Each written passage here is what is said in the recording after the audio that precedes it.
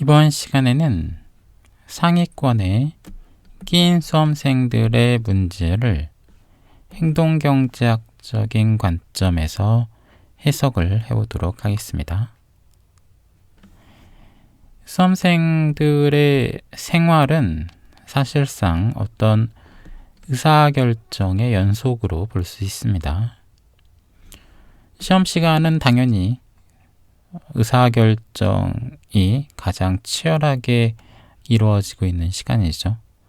제한된 시간 내에 여러분들은 최선의 선택을 반복해야 됩니다. 이 시험을 보기 전에 공부를 할 때도 마찬가지입니다. 이때는 시험 전까지 한정된 시간 동안 어떻게 공부할지의 의사결정을 계속 반복하고 실천해야 됩니다. 앞에서 의사결정을 할 때 뭘 사용한다고 했습니까? 행동경제학자들의 관점에서는 사고 시스템을 사용한다고 했죠.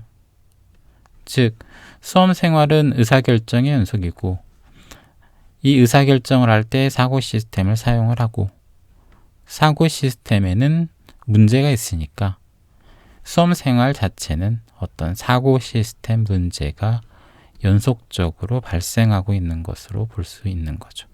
따라서 수험생들의 문제는 행동경제학적인 관점에서 생각을 해볼 수가 있는 거죠.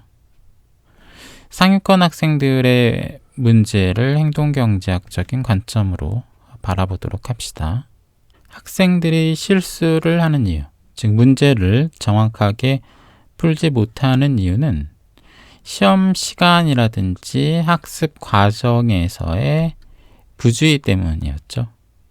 얘는 행동경제학적인 관점에서 보게 되면 시스템 2가 열심히 시험 응시 과정이라든지 학습 과정에서 작동을 하고 있는데 갑자기 시스템 1이 끼어들어서 그 자체에 오류를 발생하고 있는 걸로 그렇게 해석을 해볼 수 있습니다.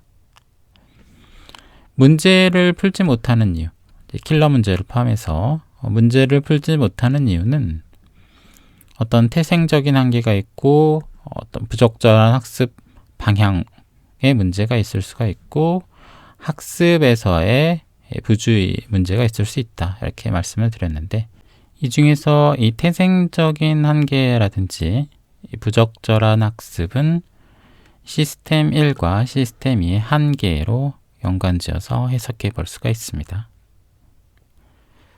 따라서 이 실수를 줄이기 위해서는 이 부주의를 줄여야 되고 이 부주의를 줄이기 위해서는 이 사고 시스템에서 발생하는 시스템 1의 부적절한 개입을 막던가 아니면 시스템 1의 체계적인 오류를 극복하든가 이렇게 처리를 해야 되는 거고 이 풀지 못하는 문제의 수를 줄이기 위해서는 학습 방법을 적절하게 교정을 해서 사고 시스템의 한계를 끌어올려야 됩니다.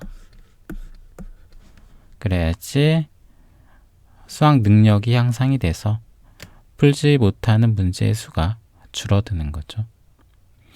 지금 우리가 핵심적으로 해결해야 될 문제는 이 사고 시스템의 오류를 교정하는 거하고 적절하게 학습을 하는 거, 이 두 부분인 거죠.